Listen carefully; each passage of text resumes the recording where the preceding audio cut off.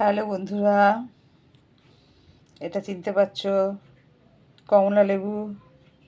এই কমলা লেবুটা এখন পরিষ্কার করে ধুয়ে নিলাম। এটা এখন ছাড়াবো। ছাড়িয়ে এরপর দেখি এর ভিতরে কি কন্ডিশন, সেই বুঝে এটাকে যদি ঠিকঠাক ছাড়ানো যায় তো ভালোই, তাহলে গোটা গোটাই এটাকে সেবন করা হবে রসটাকে। না হলে একটু জুস বানাতে হবে।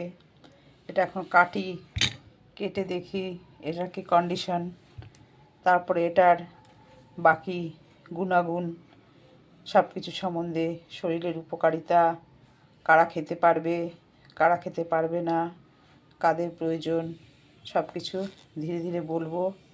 আগে এটা একটু ছাড়িয়ে কেটে নিই। মোটামুটিভাবে ছাড়ানো হয়ে গেল। দুপাশটাকে ছাড়িয়ে নিয়েছি, খোসাটাকে পুরো খুলে নিয়েছি ছুরি দিয়ে। এবার একটা একটা করে কোয়াগুলো দেখি ছাড়ানো যায় কি না। সব লেবু সমান হয় না।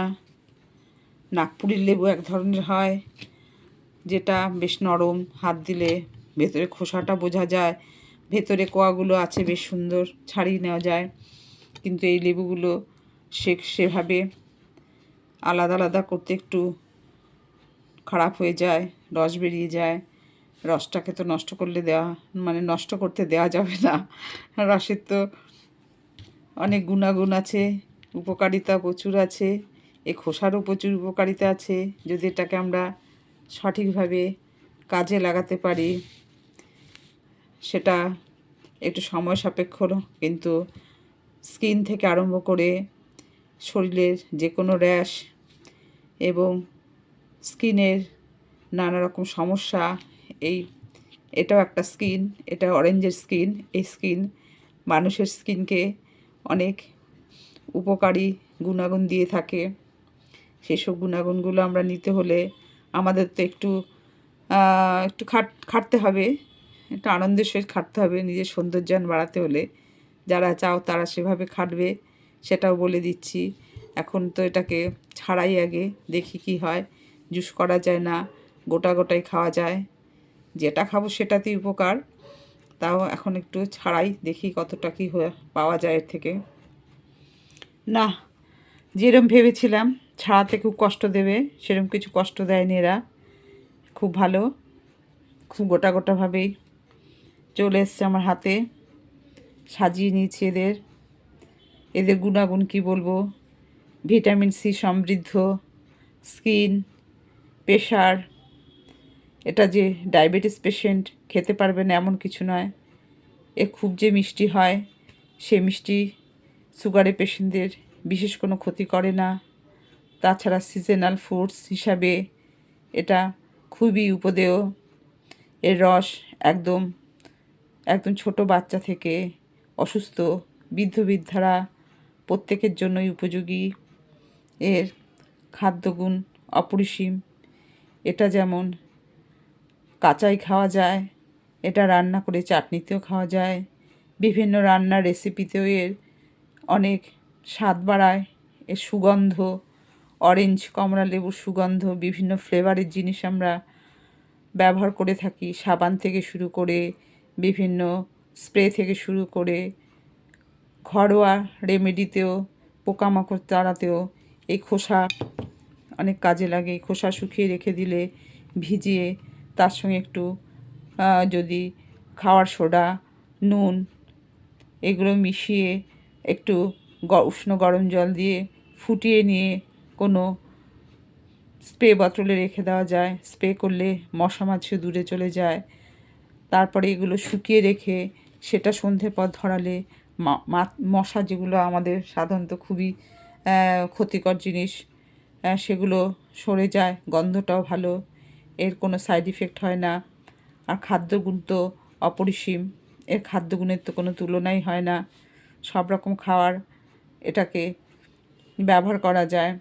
তাছাড়া শরীরের স্কিনের, মাথার চুলের, মানে কোনটা বাদ দেবে, সব কাজে এরা একদম সমান তাল মিলিয়ে চলে।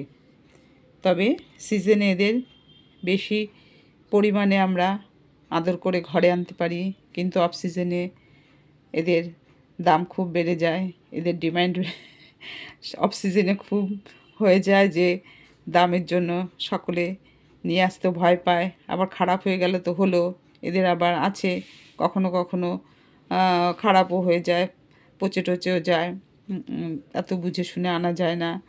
যাই হোক, এটা খুবই দরকারি জিনিস। প্রতিদিন খাবার পরে একটা করে খেতে পারলে খুবই ভালো।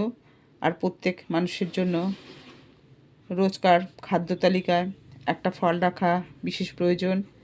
সেটা দামি হোক, কম দামি হোক, পেয়ারা থেকে শুরু করে বিভিন্ন রকম ফলই আছে।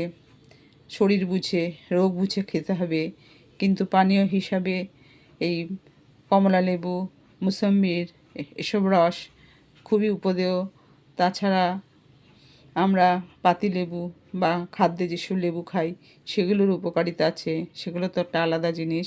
তবে এর উপকারিতা বহুবিধি। খাবার পর খাওয়া যায়, একদম খালি পেটে না খাওয়াই ভালো।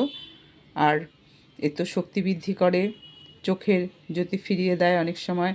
যাদের চোখের সমস্যা তাদেরও এটা উপকারে লাগে। হাই প্রেশার যাদের, তাদেরও কমিয়ে দেয় প্রেশার। নিয়মিত সেবন করতে পারলে একটা করে ফল শরীরের পক্ষে খুবই উপকারী। এই ফলের মূল্য যাই হোক নাই হোক, উপকারিতাও আছে, এর কিছুই বাদ দেওয়া যায় না। এই খোসারও অনেক রকম কাজে লাগে, আগেও বললাম। ঠিক আছে বন্ধুরা, এভাবে টুকিটাকি জিনিস আমাদের যোগব্যায়ামের সঙ্গে যেটা যুক্ত, লাইফস্টাইলকে মেনটেন করার জন্য খাদ্যের দিকেও নজর দিতে হয়।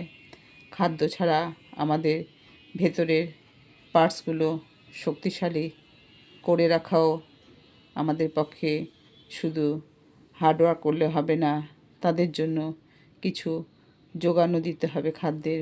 সেই হিসাবে যার যেরকম সামর্থ্য রোজ খাদ্য তালিকায় একটা করে ফল রাখা আবশ্যিক। সেটা যে যেটা ভালোবাসে সেটা তো আছেই। তাছাড়া কোন ফলের কী উপকারিতা, কোন ফল কোন সময় খেলে শরীরের গুণাগুণ বৃদ্ধি পায়, সেগুলো একটু জেনে নিয়ে খাওয়া দরকার। আর বিশেষ কিছু বললাম না, এখনকার মতো রাখছি। ঝর্ণা স্মাইল থেকে, ভিডিও থেকে আমি যোগব্যায়ামের সঙ্গে সঙ্গে লাইফস্টাইলেরও কিছু কিছু জিনিসপত্র খাদ্য তালিকায় যেগুলো যুক্ত করা যায় সেগুলো আমি দেখিয়ে থাকি। একের সময় এক একটা দেখাই। আমার চ্যানেলটাকে সাবস্ক্রাইব করলে বোঝা যাবে সেগুলো কী কী জিনিস আমি রাখি। যখন যেটা আমি নিজে ব্যবহার করি সেটাকেই আমি দেখাই, অল্প করেই দেখাই, বেশি বাড়াই না। কারণ এখন সময়ের অভাব, লোক বেশি সময় দিতে পারে না। অনেকে অনেক কিছু জেনেও সময়ের অভাবে কাজে লাগাতে পারে না। নমস্কার বড়দের, ছোটদের ভালোবাসা। এখনকার মতো রাখছি, বাই। পরে আবার একটা ভিডিও নিয়ে ঝর্ণা স্মাইলে চলে আসবো। নমস্কার।